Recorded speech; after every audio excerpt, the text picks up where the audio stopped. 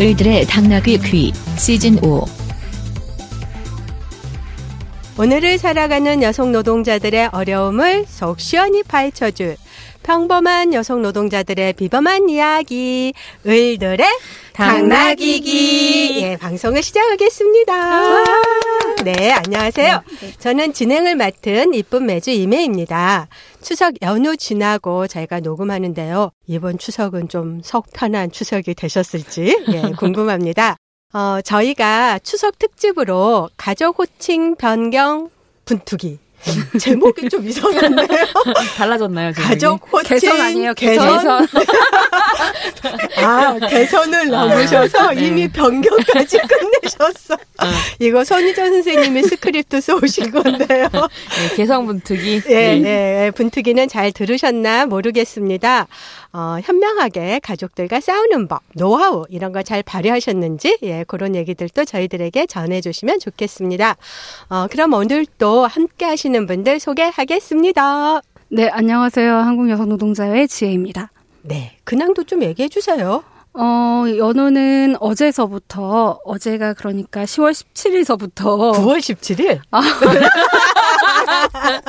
네. 네, 9월 17일서부터 페미노동 아카데미 시즌3를 시작했습니다. 맞아요. 그래서 네네. 이번 같은 경우에는 2박 3일, 1박 2일 이렇게 숙박교육하지 않고 화요일, 목요일 총 5강으로 여러분들을 찾아뵈려고 하는데 이미 신청은 다 마감이 됐어요. 근데 함께하지 못하시는 분들은 저희가 이 내용들을 후기로 좀 자세히 전달을 해드리려고 하거든요. 그래서 궁금하신 분들은 한국여성노동자회 SNS 찾아보시면은 이 후기들을 좀 같이 나누실 수도 있으실 것 같아요. 뭐 안 와도 된다 이런 건가요? 조기 마감이 됐습니다. 네, 자랑하셔도 될 것 같아요. 네. 그죠? 네.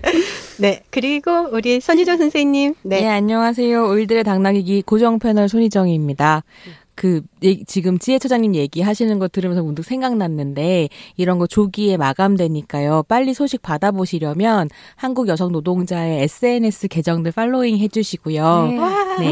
또 마음이 이렇게 더 웃기 하시면 한국 여성 노동자회 회원으로 가입해 주셔도 좋습니다. 와, 네. 아니, 근황을 이렇게 날리시는 건가요? 근황은 저 요즘 잘 지내고 있어가지고요. 근데 네. 최근에 제가 정말 기분이 좋고 즐거운 이유 중에 하나가 오늘 우리 이야기를 나눌 주제하고도 연관되어 있지만 진짜 굉장히 좋고 다양한 여성 감독이 만든 작은 영화들이 최근에 극장에 많이 개봉을 했었어요. 맞아요. 그래서 김보라 감독의 벌새라든지 유은정 감독의 밤의 문이 열린다. 그리고 제가 그것도 개봉했어요? 네, 개봉했어요. 그래서 그 영화관에 지금 상영 지금 영화관에 상영하고 있고요. 오늘부터 VOD 서비스도 한다고 하더라고요. 그래서 영화관 못 가시는 분들은 VOD 서비스로 보셔도 좋을 것 같아요. 근데 역시 영화는 극장이죠. 네. 좋은 영화 개봉하면 손희정 선생님이 기쁨이신가 봐요. 네, 그래서 그 영화들에 대해서 여기저기서 요즘 이야기하느라 굉장히 기쁘고요. 즐겁고요. 근데 들으시는 청취자들께서 되게 중요한 영화 지금 언급 안 했다 하시는 분들 계실 텐데요. 그 영화는 이제 네, 계속 이야기할 예정입니다. 네. 저는 언젠가 고기 굽는 것의 정치학 이런 얘기 했는데요. 이렇게 가족이 달라졌어요 하듯이 이번에도 저희가 이제 펜션에서 제사도 지내고 이렇게 지냈는데 막 가사 일을 모두가 다 함께 일어나서 서로 하는 매우 훈훈한 그런 분위기가 연출되어서 역시 시끄럽게 굴어야 변화가 맞습니다. 생겨요. 네, 제가 이 얘기를 하는 거는 잠깐 불편해도 얘기하는 게 낫다라는 말씀을 드리려고 전해드렸고요. 이제 오늘의 게스트를 소개해드리도록 하겠습니다. 정말 바쁜 시간을 보내고 계시는 분인데요. 청취자분들도 많이 만나보고 싶으셨을 것 같아요. 그죠? 네. 최근 극장가를 잔잔한 우리 물결로 뒤덮고 있는 우리 집의 윤가은 감독님을 모셨습니다. 안녕하세요. 반갑습니다. 윤가은입니다. 너무 긴장돼서 목소리가 잘 안 나요. 네. 출연 소감 어떠신가요, 감독님? 오늘 왜 이렇게 떨리는지 모르겠어요. 이렇게 제 손희정 선생님 되게 좋아하기도 하고, 이렇게 제가 이게 종종 듣던 팟캐스트인데, 제가 이제 들었던 에피소드가 다 너무너무 재밌었어가지고, 제가 이 재미를 어떻게 유지할 수 있을 것인가를 고민을 하면서, 에라 모르겠다 그러고 그냥 일단 오긴 했는데, 어쨌든, 네. 재밌게 얘기 한번 해보겠습니다. 네, 감사합니다. 예, 저희의 기조는 에라 모르겠다입니다. 네, 그러면 윤가은 감독님과 함께하는 젠더 돋보기를 본격적으로 시작을 해보겠는데요. 영화에 대해서 얘기를 하기 전에 윤가은 감독님에 대해서 좀 더 알아보고 저희가 이야기를 시작하는 거 좋을 것 같아요. 네. 손현 선생님 얘기 좀 해주셔요. 네, 너무너무 모시고 싶었고요. 맞아요. 사실은 윤가은 감독님 단편인 콩나물 때부터 너무너무 좋아했었어요. 몇 번을 얘기했는지 몰라. 사실 우리한테. 콩나물 보셨어요? 아닌데. 손희정 선생님께서 계속해서 네. 우리들 영화를 계속 얘기하셨어요. 네. 저는 근데 그때 우리들을 안 본 상태여서 그렇게 썩 인지도가 있지 않은 것 같은데 막 이런 생각을 했던 거예요. 근데 우리 집이 딱 개봉을 하면서 제가 손희정 선생님의 촉이란 네, 그렇습니다. 예. 그래서 이제 우선 그 콩나물부터 우리 집까지 이어지는 감독님께서 천착하고 계시는 어떤 주제에 대해서 이야기를 좀 나누고 싶어요. 이번에 이제 준비하면서 또 감독님이 선물이라는 작품 콩나물 전에 선물이 아니라 손님. 네. 근데 약간 저한테 선물 같은 영화였어요. 감사합니다. 손님이라는 맞아요. 작품을 또 보내주셨거든요. 그래서 다 봤더니 정말로 어떤 주제가 좀 보이는 것들이 있었어요. 근데 이 콩나물이라는 작품은 2013년 작품이고요. 부산행, 군함도, 신과 함께 차이나타운 등에서 정말 인상적인 연기를 하면서 엄청난 팬덤을 또 가지고 있는 배우예요. 김수환 배우가 주연을 한 작품이거든요. 그래서 이제 보리 역할을 맡았는데요. 윤가은 감독님 다른 작품에서 볼 수 있는 것처럼 일종의 성장 드라마라고 할 수 있습니다. 이 작품이 윤가은 감독님의 이름을 한국 사회에 대중적으로 처음 알린 작품이라고 할 수 있을 것 같아요. 네. 베를린 영화제 이제 제너레이션 K 플러스 부분에서 수정곰상 네, 단편 영화 대상인 걸로 알고 있는데 대상을 수상한 작품입니다. 네. 베를린 영화제 제너레이션 K 플러스는 뭔가요? 네, 굉장히 긴 이름이에요. 네, 이게 베를린 영화제에서 제가 제일 좋아하는 부분이기도 한데요. 그래요? 네, 성장 영화, 어린이 영화 등을 대상으로 하는 제너레이션 섹션이라는 게 있어요. 이게 가족 영화랑은 좀 다르고요. 그야말로 어린이 관객들이 적극적으로 영화제에 참여할 수 있도록 하는 저도 베를린 영화제 한번 가봤는데 이 섹션 상영장에 들어갔더니 그러니까 어린이 관객들이 막 와 있고 그렇더라고요. 그래서 거기에서 그 상영되는 영화들을 대상으로 이제 상을 주는 거죠. 그래서 감독님 고다음 작품인 장편 데뷔작 우리들도 이 섹션에서 상영이 됐었던 걸로 알고 있고요. 네. 어떠셨는지 좀 궁금해요. 그 극장에서 독일의 어린이 관객들을 만나셨을 때.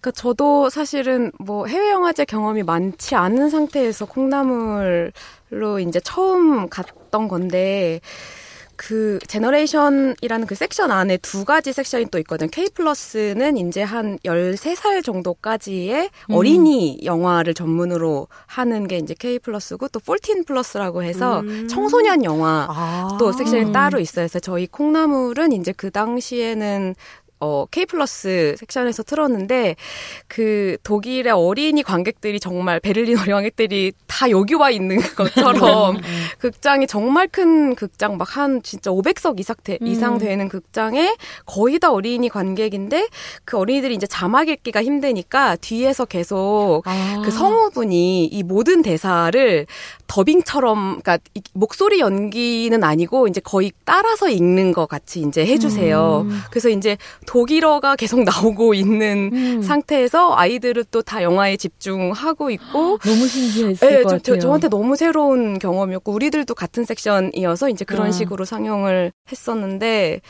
저는 이제 영화제에 이제 큰 영화제에서 상영을 하는 기쁨도 있었지만 약간 정말 제가 좋아하는 종류의 영화를 다 때려 박아서 모아놓은 것 같은 그런 네. 영화제여서 그 안에서 이제 그런 영화 만드시는 감독님들 만나서 이야기하고 그런 관객들 만나서 이야기하고 이런 기쁨이 정말 컸던 영화제였어요. 제가 그 2번 상영하고 나서 그 다음 해에 심사를 하러 갔었는데 그렇게 해서 이제 전 섹션 그 K-플러스 전 섹션 영화를 다 보니까 그것도 또 되게 의미가 좀 남다르고 그냥 이런 영화를 지속해서 만드시는 분들이 있구나 이런 거가 좀 되게 큰 힘이 됐던 그런 영화제였어요 저한테는. 감독님 베를린 어린이들의 평은 어땠나요?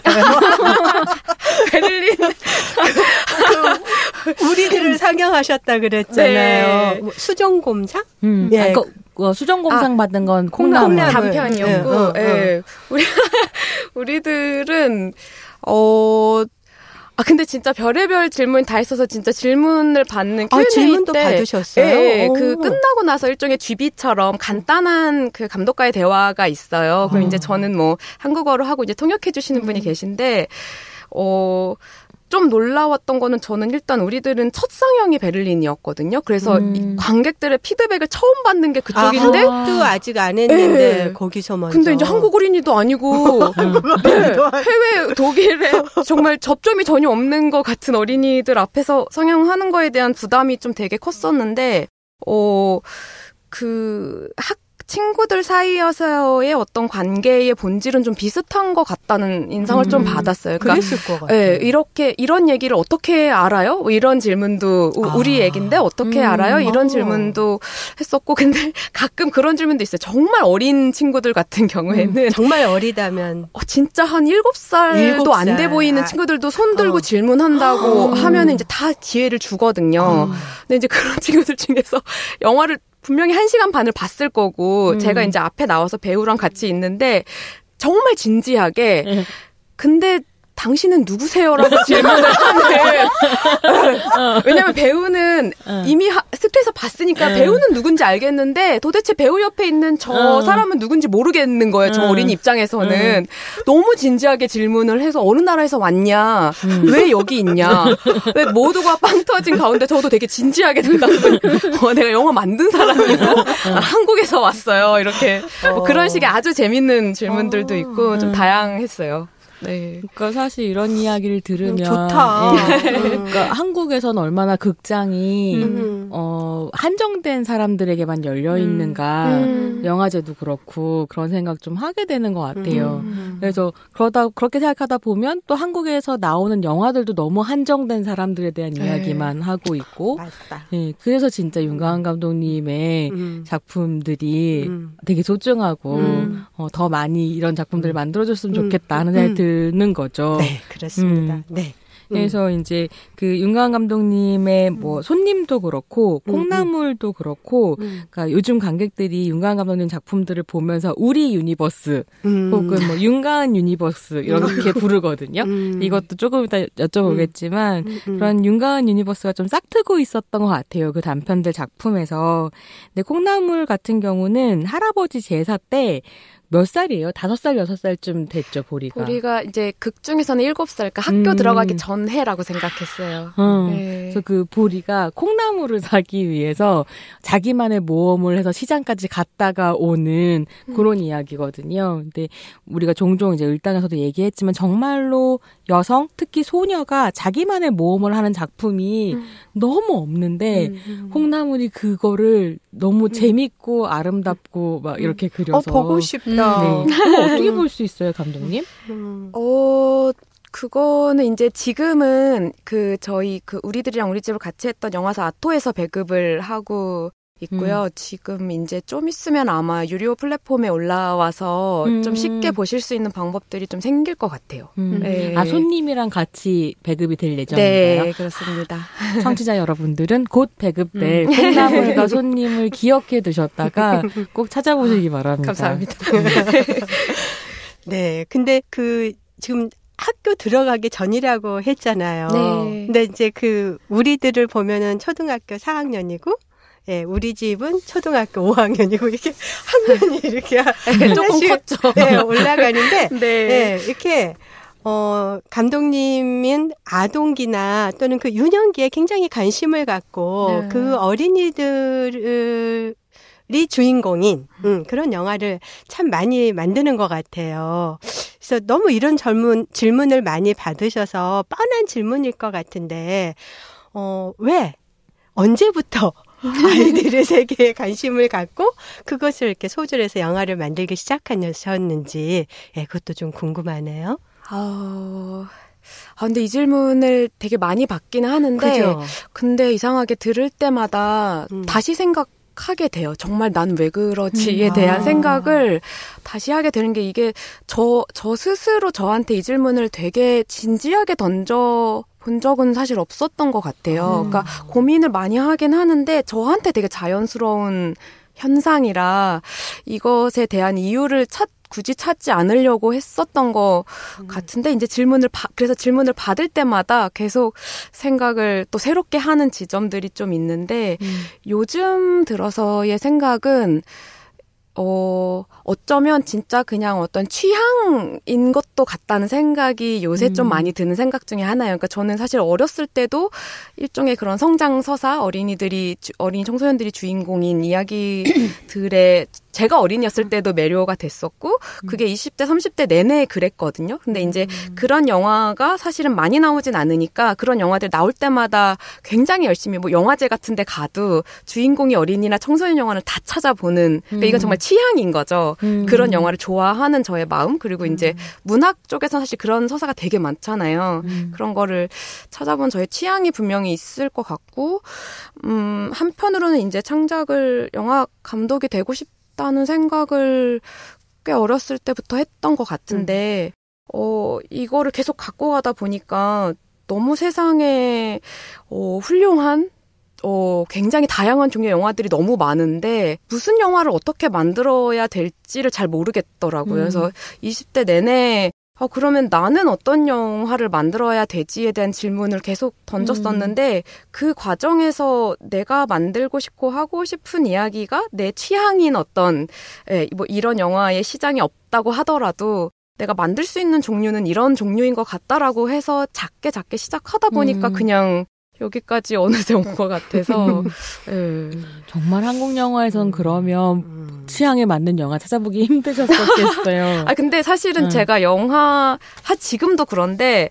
창작을 하는 입장 그런 정체성보다 영화 팬의 정체성이 전 더 큰 사람이에요, 사실은. 그러니까 극장에서 영화 보는 거 너무 좋아하고 저도 마블 영화 너무 좋아하고 막 그런 네, 진짜 그냥 영화 자체를 좋아하는 저의 지점이 있는데 이게 확실히 영화를 좋아하는 마음이랑 영화를 만드는 마음이랑은 또 다르더라고요. 그래서 그것을 이제 분리하면서 고민하는 시기가 저한테 되게 길었었고 그 과정에서 찾은 게 어린이들이 중심인 이야기들은 아마 제가 좋아하는 이유는 제가 막 어른의 입장에서 이렇게 어떤 유년 시절을 파헤쳐서 이야기를 막 꺼내는 거면 되게 힘든 작업일 텐데 그런 느낌은 저한테 아니에요. 그러니까 옛날에 말하지 못한 어떤 마음들이 아직 남아 있어서 그냥 그거를 꺼내면 되는 식의 과정이라고 생각이 들어서 그냥 지금 이 순간 저의 이야기라고 생각을 하는 지점들이 있는 것 같아요.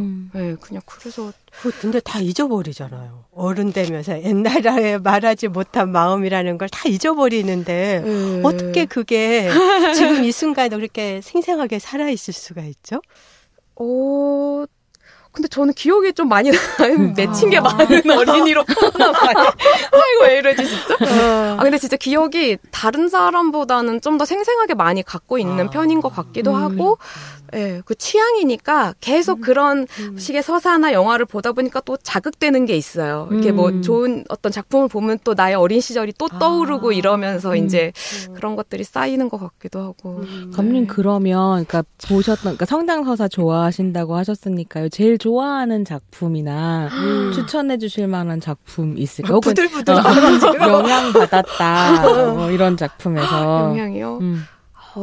너무 많으실까? 근데 저 진짜 많이 보고 좋아해서 볼 때마다 영향을 받아서 사실은. 같은 영화인데도 볼 때마다? 그쵸. 근데 사실 제일 많이 보는 영화는 제가 너무 많이 얘기해서 그 얘기 이제 그만하라고 그랬는데. 저희는 몰라요. 저희 청취자들은 처음 들으실 처음 거예요. 듣는 얘기예요. 아니, 고레다 히로카즈 감독의 영화들을 되게 좋아하는데, 사실 어린이가 나와서라기보다는 어떤 시선 자체를 좋아하는 게 있는 것 같아요. 그러니까 아무도 모른다라는 영화를 극장에서 처음 봤을 때가 아마 2005년 이럴 때인 것 같은데, 그 전후로 이제 저런 것도 영화가 되는구나. 이거는 굉장히 좋은 의미로, 이렇게, 어떤 화려함, 어떤 스타들, 어떤 것이 영화라고 생각했는데, 아무도 모르는 배우들이 나와서, 어쩌면 아무도 봐주지 않는 감정에 대해서 이야기하는데, 제가 너무 깊이 몰입을 하면서 저것이 내 얘기라고 느끼는 어떤 지점들을 그 영화 보면서 좀 처음 발견한 게 있어서, 그 이후로 이제 그 감독 영화를 좋아하게 됐고, 사실은 방금 질문 들었을 때 좀 생각난 영화는, 이건 제가 커서 다시 보지 못했는데, 제가 초등학교 때 당시에 이제 저는 TV에서 해주는 영화를 되게 많이 봤는데, 저 너무 옛날 사람 같은데, 이렇게 말하면. 토요일 날. 토요 명화. 네네, 그런 거. 심지어 토요 명화도 아니고, 낮에 하는 가족 극장 뭐 이런 식의, 지금 돌이켜서 제가 그때 좋아했던 영화들을 막 찾으려고 이제 애썼던 시간이 있었는데 보니까 거의 동유럽, 북유럽 쪽의 일종의 성장 영화들, 그러니까 아주 히트치지 않은 그런 식의 성장 영화들을 더빙해서 이제 해주는 식의 가족 영화라는 걸로 이제 통칭해서 해주는 그 토요일마다 그 시간 제가 너무 좋아했거든요. 토요일 한 2시에서 3시 정도에 이제 TV를 키면 늘 그게 했는데, 그때 당시에 방영제가 안 느는 사춘기 이런 식의 제목이었어요. 근데 그게 별다른 내용이 아니었고, 안느가 사춘기를 겪는 얘기인가요? 네. 근데 이제 보통 사춘기 그런 막 되게 반항하고 좀 전복적인 어떤 것을 하는 그런 시기라고 말하는데, 그 영화는 그런 얘기가 아니라 부모님이 이혼을 하셔서 그 엄마 아빠 집을 왔다 갔다 하는 자매의 이야기였어요. 근데 이제 그 동생이 안느였고, 그러면서 어떤 한 철을 보내면서 이 엄마 아빠의 관계에 대해서 이해하고 어떤 첫사랑도 겪고 이런 아주 소소한 이야기였는데, 어렸을 때 그 영화가 너무 기억에 오래 남았었고, 커서까지 좀 영향을 많이 미쳤어요. 그러니까 좀 완전 다른 세계의 아이의 이야기인데, 뭔가 너무 깊이 이입을 해서, 저 세계를 내 것으로 받아들이는, 그래서 내 세계를 이해하게 되는 그런 체험을 했던 게 그건데, 네, 그게 박하향, 이제 커서 찾아보니까 박하향 소다수라는 여성 감독님의 77년작인가 8년작 이런 프랑스 영화예요. 네, 페퍼민트 캔디 이런 영화였는데, 네, 저도 커서 찾아서 다시 봐야지 했는데 DVD만 사놓고 아직 못 보고 있네요. 네. 제가 우리 집 보면서 느꼈던 감정 비슷한 거. 우리 집 보면서 그 예리한 칼날이 이렇게 싹 지나가는 그런 느낌이었거든요. 아니, 우리들 보면서 그 초등학교 4, 5학년 때 그 여자아이들 가는 이제 그 가정 형편도 보이고, 이렇게 저는 마음 편하게 친구를 우리 집에 오라고 하기에는 좀 거시기한 집에서 살았거든요. 그랬을 때 그러니까 집에 여름에 막 선풍기도 없고 더운데, 그러니까 이제 친구들 오라고 하기가 참 그렇잖아요. 근데 막 그때 그 기억들이 너무 이렇게 막 떠오르는 거예요. 우리들 보는데. 그러니까 저는 그런 생각했는데, 그러니까 요즘에 아까 제가 되게 여성 감독의 좋은 작품들 많다 그랬잖아요. 근데 이 감독님들을 여자라고 하나로 묻고 싶은 생각은 없거든요. 네. 근데 어떤 식의 경향성이 좀 있는데, 감독님들이 자전적인 이야기를 바탕으로 영화를 만들었다는 이야기를 종종 하세요. 근데 각각의 감독님들이 그 자전적인 이야기를 녹여내는 방식들이 다 다른데, 윤가은 감독님한테 자전적이라고 하는 말은 마음에 대한 표현인가 보다 이런 생각이 들었거든요. 이 또 무슨 훌륭한 표현이시라. 그러니까 이게 예컨대 하도 요즘 이제 벌새랑 많이 비유가 되죠. 좀 완전 다른 영화라고 생각하는데, 그러니까 벌새는 그 자전적인 게 드라마로 펼쳐진다라고 한다면, 우리 집과 우리들에서는 그 섬세한 마음이 어쩜 그렇게 살아있는지, 이건 마음으로 그래. 드러나는구나, 이런 맞아. 생각이 좀 그러니까 들었어요. 그 마음이 에리한 칼날이 돼서 그때 그 느꼈던 그 곤혹스러움 막 이런 여러 가지 감정들을 확 불러일으켜 갖고 약간 잠을 못 자는 상태. 아이고. 죄송합니다. 그리고 이거를 이렇게 드러낼 수 있다는 것도 너무 놀라웠거든요. 이렇게 생생하게 불러일으키다니 내 안에 그 감정들을 막 이런 생각했는데 그렇게 원체험을 하셔가지고 재연을 하신 거네요. 사연이 많은 시절을 보내왔어. 그 사연도 궁금하지만 청취자 질문 중에 이런 게 있었는데요. 어린 소녀들이 주인공으로 나오고 있는데 자기 주도성을 발휘할 수 있는 뭐 중고등학생 시기는 자기 주도성을 발휘할 수 있는 뭐 중고등학생 시기는 아니지만 분명 어른들과 동화되지는 않는 특정한 시기를 그려내는 이유가 있는지를 질문하셨어요. 그 청소년이 아닌 어린이가 주체인. 그러네요. 제가 그러고 있었네요. 이제부터 또 생각을 해봐야 될 텐데.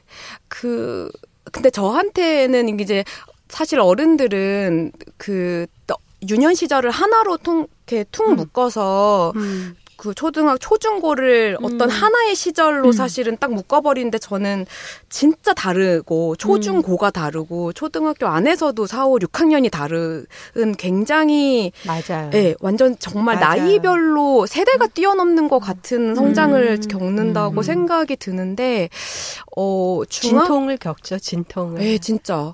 어른들은 잘 모르는.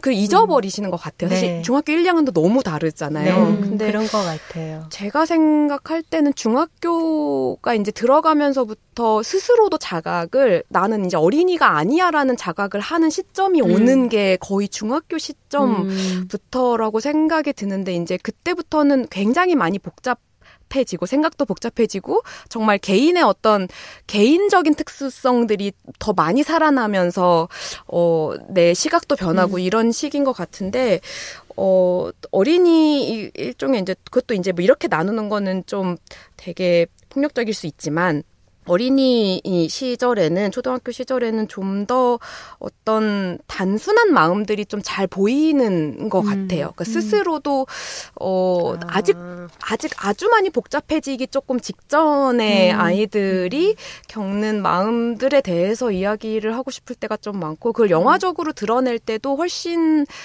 좀 더 본질적인 이야기를 할 수 있는 것 같은 느낌이 좀 들어서 아마 그래서 자꾸 초등학생이 주인공이 되나 싶기도 해요. 아니, 이번에 그 보내주신 손님을 보니까 윤가은 감독님이 고등학생이죠. 손님 주인공. 맞아요. 고등학생을 주인공으로 하면 이렇게 그리실 수 있구나 이런 생각이 좀 들었거든요. 그래서 그럼 보셔야 되니까 성자들이 보셔야지 아시는 건데, 그러니까 그 손님을 보고 나니까 왜 초등학생인지 알 것 같다는 생각이 좀 들었어요. 그러니까 그 고등학생이 경험하는 또 다른 어떤 감정의 격동이라는 거, 복잡성이라는 게 있고, 맞아. 그렇지 않은 초등학생이 겪는 또 나름의 감정의 격동과 이런 복잡성이 있는데 그렇지. 이게 다르게 스스로가 표현을 하잖아요. 그렇죠. 그러니까 단순한 게 본질적이다라고 얘기하셨는데 그 손님에서는 애가 스스로 헤아리게 되잖아요. 손님에서 그 고등학교인 여학생이 그 상황을 스스로가 헤아려서 어떠한 대처를 하게 되잖아요. 그거를 우리는 그냥 이해하는 거죠. 제가 왜 저러한 행동을 하나 보다. 근데 초등학생일 때는 훨씬 단순한 질문들, 본질적인 질문들, 나는 우리들에서 그럼 우리 언제 놀아? 그 대사 되게 스포일이지만 괜찮아요. 보시는 분들이 너무 좋아요. 우리를 봐야 되니까. 진짜 너무너무 그 대사는 이런 본질적인 질문을 언제 하냐고. 모든 단어가 다 이해해버리는데. 한국 영화 최고의 대사 10개 뽑으면 들어갈 수 있을 것 같아요. 그쵸. 진짜 그 대사는 정말 최고예요. 그렇죠. 비밀은 없다. 우리가 생각하자. 이거 꼽았듯이 정말 우리 언제 놀아는 그럼 언제 놀아? 이거 최고죠. 네. 이건 정말 어른들한테 하는 질문 같았거든요. 근데 얘기 듣다 보니까 아주 단순하지만 그런 본질적인 거를 드러낼 수 있어서 그 세대, 그 시기를 이렇게 다룬다라는 게 좀 납득이 또 되고 있어요, 지금. 네. 그래서 이제 조금 더 질문을 해드리면은. 네. 근데 그 언제 놀아 하고 외쳤던. 네. 그 애를 보고 그냥 시종일관 미소가 떠나지가 않아가지고. 어디서 이렇게 찰떡 같은 배우를 찾으셔가지고 캐스팅을 했는지. 그리고 이번에 우리 집에서도 그 막내, 유미. 유미 동생 유진이. 예, 유진이 동생 유미. 맞죠? 아니요, 유미 동생 유진이. 유진입니다. 네, 죄송합니다. 수 있습니다. 네, 유미 동생 유진이. 이도 모습이 너무 행복하게 하잖아요. 그 존재 자체로. 그쵸. 어떻게 이렇게 캐스팅을 했는지도 되게 궁금하네요. 그러니까 배우들, 어린이 배우를 캐스팅, 저도 이제 단편부터 계속 작업을 했었어서 시행착오가 조금씩 있었어요. 근데 이제 그 우리들 때부터 조금 방법을 완전히 바꾼 거는, 일단 첫 만남은 서로 긴장하지 않은 상태에서 대화를 나누자. 이게 일단 첫 원칙으로 정했고요. 왜냐면 그 전에는 이제 사실 다른 영화들이 다 그렇게 뽑긴 하는데 그 지정한 대본을 줘서 아이들이 이제 그걸 연습해 와서 어떤 기술을 펼쳐 보이는 오디션 거죠. 할 때? 네, 오디션 할 때. 그럼 이제 그 지정된 대본을 어떻게 소화하고 하느냐를 테스트하고 그리고 이제 또 아이들이 스스로 준비해 오는 연기가 있어요. 그럼 이제 그런 것을 또 보고 뭐 장기자랑 뭐 이렇게 할 거 뭐 특기 이런 거 있으면 해봐라 뭐 춤추고 노래하고 이런 친구들도 있고 이제 그런 걸 보면 사실 10분도 안 걸리거든요. 근데 이제 저도 예전에는 이제 그런 식으로 본 적이 있었는데 그게 사실은 사람을 들여다보기 되게 쉽지 않은 되게 이상한 방법이 있더라고요. 근데 이제 이상한 방법. 듣고 보니 이상한 방법이에요. 지금 그러니까 하는 방법이 이상한 방법이라는 거잖아요. 네, 되게 이상한. 저는 되게 무서워했어요. 그러니까 배우들도 되게 너무 긴장하고 오는 게 느껴지는데 저도 아이들이 막 그러고 근데 그렇게 오디션을 한 10명 하루 종일 10명쯤 보고 있으면 대부분 똑같은 연기를 준비해 와요. 어딘가 학원에서 배운 부모님이랑 연습한 뭔가 날 왜 낳았어? 뭐 이런 식의 엄마는 날 버렸고 뭐 이런 본인이 전혀 이입하지 못하는 감정을 배워서 하는 연기 같은 거 있잖아요. 그리고 울어요. 순간적으로 막 눈물 연기 너무 잘하는데 그걸 보고 있는 저는 너무 무서운 거예요. 그러니까 저도 이제 그런 시행착오들을 겪으면서 그리고 이제 그렇게 해서 배우를 뽑는다고 그 친구들이 제가 원하는 어떤 씬의 연기를 잘하는 것도 아니었고 그래서 이제 이거를 그러면은 내 영화에 맞는 배우들을 만나려면 저도 이제 되게 겁이 많고 소심한 사람이라 사람을 되게 잘 맞아야 되는데 저도 나이가 어리지만 되게 무서워하는 친구들이 있거든요. 근데 이제 일단은 대화가 좀 잘 통하고 우리가 결이 맞는 사람을 만나고 싶다라는 생각이 들어서 1차로 일단 아이들 만날 때는 한 20-30분 정도를 그냥 대화하는 시간을 갖고요. 그러다 보면 이제 그 친구도 제가 잘 맞는지 저도 그 친구가 맞는지 지금 그냥 20-30분 정도 대화해보면은 대충 느낌이라는 게 있잖아요. 그래서 이제 좀 대화가 잘 통하는 친구들을 한 5-6명 정도 그룹으로 이제 묶어서 그룹 오디션을 2, 3, 4차, 5차를 쭉 진행을 해요. 이제 그거는 일종의 연극놀이 수업 같은 형식으로 진행이 되고요. 한 2시간에서 최종은 한 진짜 3시간 이상씩 진행을 했었는데 그 2시간이라 치면 그중에 뭐 한 30분은 다 같이 만났으니까 첫 만남이니까 이제 뭐 게임하고 이러면서 뭐 얼음땡하고 이러면서 좀 긴장을 풀고 그다음 나머지 시간에는 조금씩 이제 조금 쉬운 거에서부터 깊이 있는 것까지 즉흥극 을 계속 해봐요. 그러니까 뭐 2명, 3명, 뭐 다 같이 이런 식으로 즉흥극을 하면서 그 즉흥적인 상황 안에 얼마나 몰입해서 그걸 진짜라고 느끼면서 이 역할을 수행하는지 이제 그런 일종의 놀이처럼 진행을 하고 제가 연극놀이 쌤이 되는 거죠. 그리고 이제 저희 연출부들이 촬영을 하면서 그 친구들을 담아내고 근데 이제 계속 그런 즉흥극을 하다 보면 유달리 그 상황에 정말로 몰입하는 친구들이 있어요. 네, 이제 그러면 이제 그 친구들은 사실 제 눈에만 보이는 게 아니라 모두의 눈에 보여요. 그런 친구들은 이제 그렇게 해서 우리 영화에 좀 잘 맞을 것 같다 이런 친구들을 이제 최종적으로 뽑으면 이제 이런 형태가 되는 거더라고요. 네. 그러면 우리 집에 캐스팅된 그 아역 배우들이 다 그런 과정을 통해서. 네, 그쵸. 네. 근데 항상 예림이 이제 주예림 배우 아까 말씀하신 우리 집에서 막내 유진이 주예림인 네, 거예요? 주예림 배우는 이제 1학년이었고 우리들 때 그 막내를 맡았던 윤희를 맡았던 강민준 군은 그 당시 7살이었는데 어린 친구들을 뽑는 게 정말 힘든 것 같아요. 그럴 것 같아요. 네. 그래서 그냥 존재 자체에 어떤 에너지가 있는가를 그 친구들 사실 그런 오디션을 본다기보다는 네, 존재 자체로 어떤 에너지를 뿜는 친구들을 만나기를 고대하면서 바라면서 기다리는 작업이죠, 사실은. 네. 그럼 연기 연출은 어떤 식으로 하세요? 근데 이거 제가 연출을 하는 건지 잘 모르겠을 때가 있는데, 왜냐면 그런 친구들 그렇게 뽑아놓고 또 2달 정도 같이 리허설을 하거든요. 그러니까 연극 연습하듯이 진짜 해요, 그냥. 일주일에 한 2-3번씩 만나서, 한 번에 4시간, 5시간씩, 뭐 주말 같을 때는 하루 종일 하기도 하고, 그러니까 시나리오를 기본적으로 안 주고, 씬을 모두 다 즉흥 상황으로 만들어서 연습을 해요, 그냥. 그러면은 이제 시작은 있지만 끝이 없는 즉흥극을 여러 번 진행을 하면서 씬을 만들어 가는 거라, 예, 때로는 뭐 제가 대사를 주기도 하고, 때로는 친구들이 좀 다른 방향으로 그걸 이끌어 가면은 그거에 대해서 이야기 나누면서 그게 설득력이 있으면 좀 시나리오 자체를 바꾸기도 하고, 뭐 이런 과정이 또 2-3달 있어요. 그러면 감독님 처음 찍겠다라고 생각했었던 어떤 시나리오랑 결과물이 꽤 달라질 수도 있나요? 그쵸. 굉장히, 그러니까 이게 막 그러니까 어쨌든 이야기의 구조 자체는 제가 끌고 가야 되는 거니까 그게 막 완전 이야기가 말하고자 하는 바가 달라지진 않는데, 씬은 정말 많이 바뀌어요. 네, 우리들 같은 경우는 그렇게 해서 삭제된 씬이 정말 많고 수정되고, 네, 그리고 현장 가면서 또 바뀌고, 네. 계속 수정을, 우리 집도 마찬가지였고. 그러고 나면 편집하는 게 그럼 엄청나게 힘드시겠어요. 그죠. 그러니까 편집에서 다시 시나리오 쓰는 것처럼 편집을 사실은 해야 되는 부분들이 있어요. 네. 그러면 엄청난 노동을 하시죠. 계획하셨던 건 아닌데 그런 즉흥극 안에서 등장한 정말 보석 같은 장면 막 있을 것 같거든요.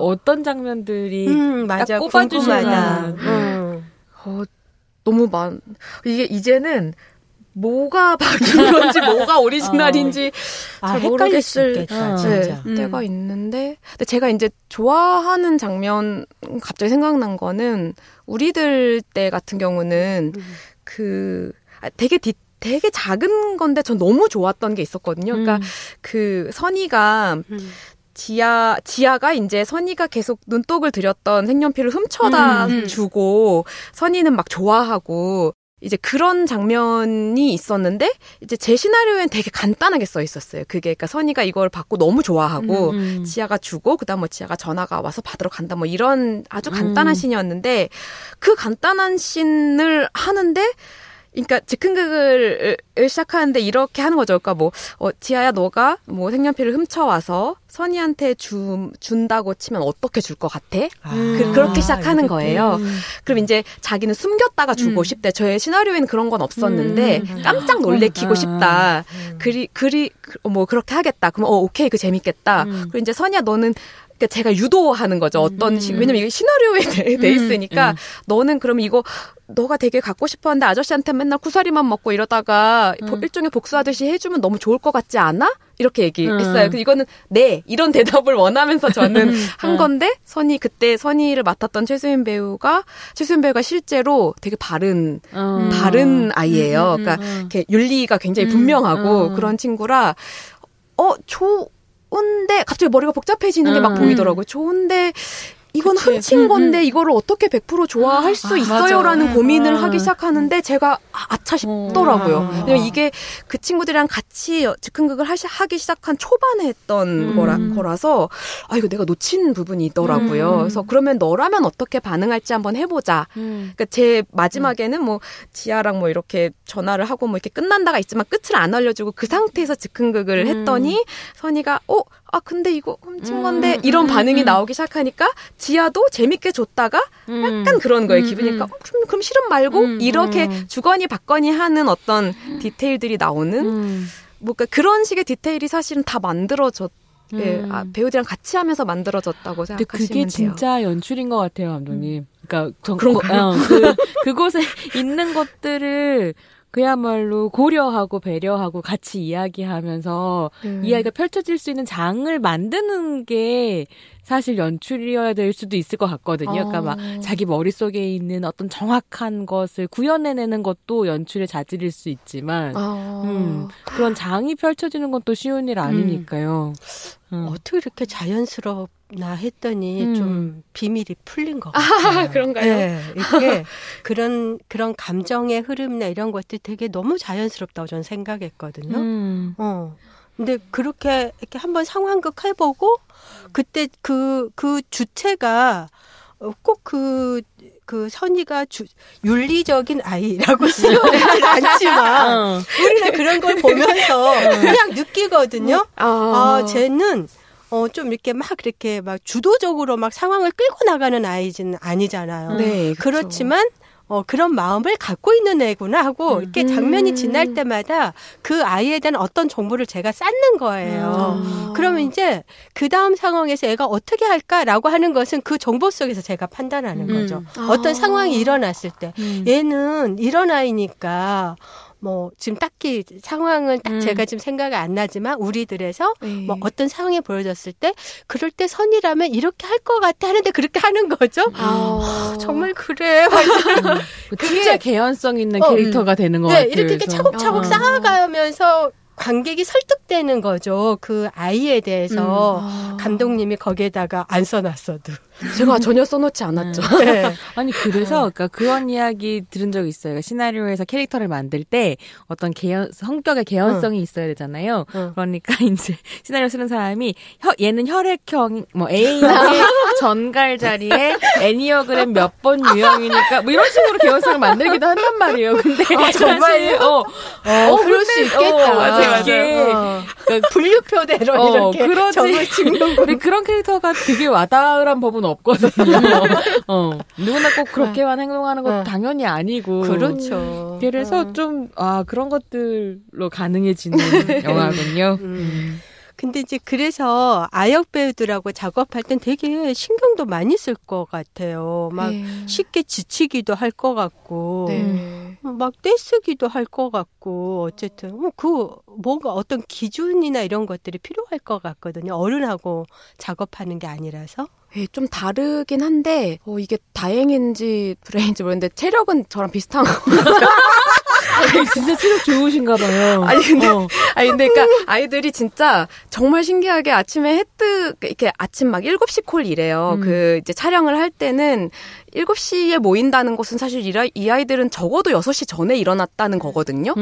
되게 일찍 일어나는 것처럼 느껴질 수도 있는데 쌩쌩해요. 그때는. 그러니까 아마 해 뜨면서부터 뭔가 기운이 어떤 자연에 아직 자연과 되게 붙어있는 그런 생명체 같은 느낌이 있어서 그랬다가 해가 지면서 이제 점점 갑자기 배터리가 방전. 제가 좀 그렇거든요. 제가 체력이 좀 그래서 이제 어쨌든 그런 체력적인 부분에서를 가장 신경을 써야 되는 부분이 분명히 있고요. 그리고 이제 어쨌든 어른이랑 속도 차이가 있으니까 기다려줘야 되고 많이 물어봐야 되고 그런 점들인데 사실은 아이라고 해서 이제 특히 이제 이건 어린이 배우의 속성일 수도 있는데 현장에서 막 어떤 말도 안 되는 고집을 부리거나 이런 건 전혀 없어요. 그러니까 오히려 이게 사실은 스태프들이랑 저랑 다 어른들이잖아요. 어린 영화지만 본인들만 어린이고 사실은 다 어른들에 둘러싸여 있고 있고 이것이 영화라는 작업이고 목표가 있고 다 같이 완주해야 된다는 인식이 있기 때문에 더 많이 참고 어른들이 어른 배우라면 당당히 요구했을 것을 어린이 배우라서 안 하는 경우도 되게 많아요. 예. 그게 눈에 보일 때도 있고. 예. 그러니까 그런 점을 오히려 좀 신경을 써야 되는 부분들이 있죠. 네. 굉장히 성숙한. 네. 예. 요즘 어른 같지 않은 어른이 너무 많은 세상에. 그러니까 그 방금 감독님 표현 중에 목표가 있고 함께 완주해야 된다는 걸 그 배우들이 이해하고 있다는 게 되게 감동적이에요. 그러니까 왜냐하면 아이인데 그렇다가 아니라 그냥 너무 어른아이 가릴 것 없이 함께 완주한다라는 것의 중요성을 모르는 사람들이 많아가지고. 그래요. 네. 또 막 궁금한 거는 사실 저는 이제 우리 집이랑 우리들을 같이 다시 보면서 주인공들이 특히 손재주가 있는 사람이라는 게 좀 흥미로웠어요. 그러니까 근데 그걸 막 되게 뭘 잘 만든다기보다는 어쨌든 꾸미고 만들고 이런 걸 좋아하는 사람인 게 보였고 혹시 감독님의 자전적인 이야기들이 섞여 있다니까 감독님이 어렸을 때 그런 캐릭터였을까? 뭐 손재주가 좋으신가? 그리고 그러면 이제 뭔가 그렇게 만들고 꾸미고 쓰고 이러는 걸 좋아하셨으면 어렸을 때도 감독이고 싶으셨었나? 이런 거 좀 궁금했어요. 되게 저를 들킨 것 같아서 지금 좀 창피해지는데. 그러니까 저는 초등학교 시절, 어린이 시절에는 항상 사실 그때부터가 아니라 정말 어렸을 때부터, 저 어렸을 때 진짜 한 3, 4살 때 사진을 봐도 이따만한 왕가위를 들고 뭔가를 자르고 있다거나 뭐 그냥 그런 식의 공작, 미술 이런 걸 되게 좋아하는 사람이었고, 근데 이제 막 이렇게 나서서 뭘 한다거나 이야기를 만들다던가 이런 건 전혀 관심은 또 없었어요. 되게 내향적이고 반에서 하루 종일 한마디도 안 하는 그런 아이였던 것 같아요. 어쩜 오히려 더. 영화를 정말 좋아하기 시작한 건 중학교 이후부터라. 예. 그래서 아마 그런 저의 취향 아닌 취향이 조금 들어갈 때도 있는 것 같아요. 예.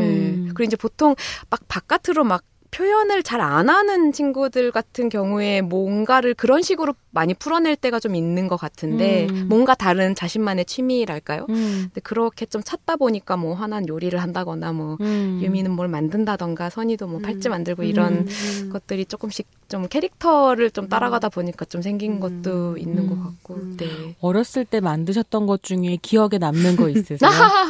상자 저도 많이 만들어요. 왜 그렇게 상자 많이 최고예요. 근데 정말 신기한 게 이번에 이제 저희 배우 캐스팅하고 나서 유미 이제 배우를 했던 이제 김시아 배우한테 유명을 했던 우리 이제 유미는 상자 만드는 어떤 취미가 있는 아이인데 어때? 이제 그것도 이제 그 친구가 이거 전혀 아니에요라고 하면 또 바꿀 이제 준비를 하면서 만나는 그런 얘기를 하는 거죠. 이거 컨펌을 받아야 되니까 어쨌든 어린이들의 세계에서 이게 허락되는지.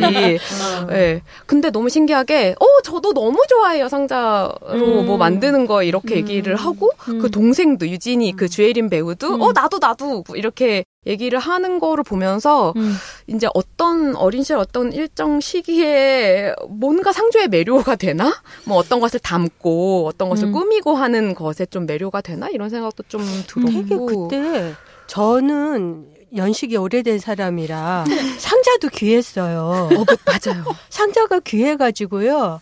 그 두꺼운 상자로 딱지를 접으면 짱이었거든요. 상자. 딱지. 어땠어요? 상자 구하기 쉬웠어요? 저는 임해보다는 쉬웠겠죠. 그러니까 많이 쉬웠나요? 우리 때는 상자 괜찮았어요. 네. 상자 정도는 구할 수 있었어요. 그렇구나. 저희는 신문도 다 주워가지고 학교에 내는 게 숙제였어요. 맞아요. 그럼 페이지 저희도 그랬는데 폐품. 저희도 있었어요. 폐품 모았어요. 진짜? 네. 근데 그렇게 어렵게 폐품을 모으진 않았거든요. 저희 때는 저희는 종이가 귀해가지고. 저희 때는 그게 1,000원 하는 장난감 그런 거 뭐라 그러죠? 이렇게 단어가 요즘 생각이 안 나가지고 소꿉장난하는 장난감 세트랑 의사놀이 하는 의사 세트 이런 게 1,000원 할 때였어요. 맞아요. 근데 그거 하나 사려면 진짜 엄마 심부름도 많이 해야 되고 하나 키워야죠. 하나 열심히 하는 손이죠. 그래서 사실은 이제 우리 집이나 우리들을 보면서 그때 있었던 경험했었던 잊어버렸던 어떤 감정이랑 사건들이 너무 막 떠오르고 저도 맞아요. 그림 그리고 막 이런 거 좋아했었거든요. 근데 그게 잘 그리지는 못하고 올썸이라 그러잖아요. 10개 손가락이 전부 다 엄지손가락이어서 손재주가 되게 없는데 그렇게 내가 그린 건 뭔가 좋은 것 같고 막 이랬었던 기분이 맞아요. 그러니까 뭔가 이렇게 스스로 뭔가를 창조해낸다는 거가 굉장히 의미 있는 작업으로 받아들여지는 시기이기도 한 것 같고 어쨌든 그런 시간들이 허락되는 시기이기도 한 것 같아요. 그렇죠. 사실 그 이후로 넘어가면은 공부해야 돼, 뭐 해야 돼, 뭐 이런 굉장히 많은 부담들에 시달리기 시작하는데 본인의 창조성을 어떤 방식으로든 발현시키게 되는 시기가 그때인 것 같고 사실은 이거는 저의 경험이긴 한데 집이 좀 넉넉하지 못한 집에서 자랄 때 이상한 창의력이 샘솟 돈으로 못 사는 것들을 스스로 만들기 시작한다고 할까요? 뭐 그런 것들이 좀 영화에도 들어온 것 같고 지금도 좀 그렇긴 하더라고요. 네. 지금도 넉넉하지 못하고. 영화로 막 영화로 다 풀어내시고. 그러면 저기 이제 윤가은 감독님에 대해서 좀 여쭤봤는데 그 콩나물이 첫 작품.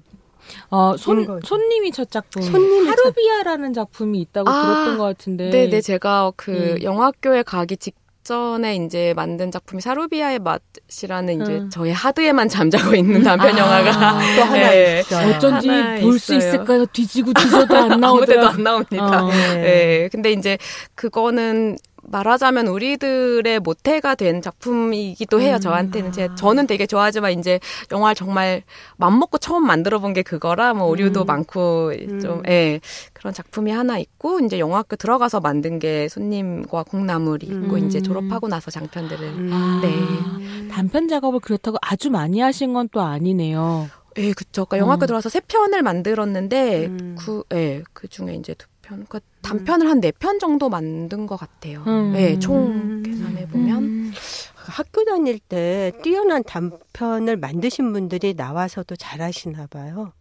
우리 누구죠? 비밀의 숲 그 감독님. 비밀은 없다. 비밀. 이경미가 비밀의 숲은 드라마고요. 이경미 감독님 또 학교 때 만든 잘돼가 무엇이든 해가지고 저 그 영화 너무 좋아해서 아직도 기억이 나는 게 그 영화를 이제 영화제마다 쫓아다니면서 보고 이랬거든요. 네, 감독님 사인도 받고 막. 네, 진짜 왕팬이었습니다. 네. 제가 얼마 전에 인디스페이스라고 독립영화, 작은 영화들 이렇게 트는 전용극장이 있어요.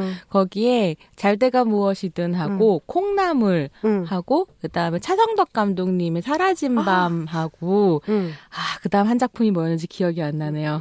근데 이렇게 해서 4편의 작품을 놀라운 장편 영화를 만든 감독들의 놀라운 단편으로 소개해서 뜬 적이 있거든요. 그래요. 그런 프로그램이 있었구나. 네네. 자랑이었어요. 제가 이런 거 한다고. 아니, 영화 얘기할 때 손희정 선생님이 반짝반짝 빛나. 진짜. 감사합니다. 느끼지만. 네. 이게 윤가은 감독님께 궁금한 거 너무 많지만, 뭐 만든 것 중에 제일 훌륭한 작품이, 그 손재주로 만든 거 이런 거 다 궁금하지만, 저희가 그 얘기 다 할 수 없어서, 이제는 우리 유니버스, 우리들, 그리고 우리 집, 영화 이야기로 더 깊숙하게 들어가 보겠습니다. 팟캐스트 울들의 당나귀 귀 시즌5는 2019년 서울특별시 성평등기금 지원 사업으로 한국여성노동자회에서 제작합니다.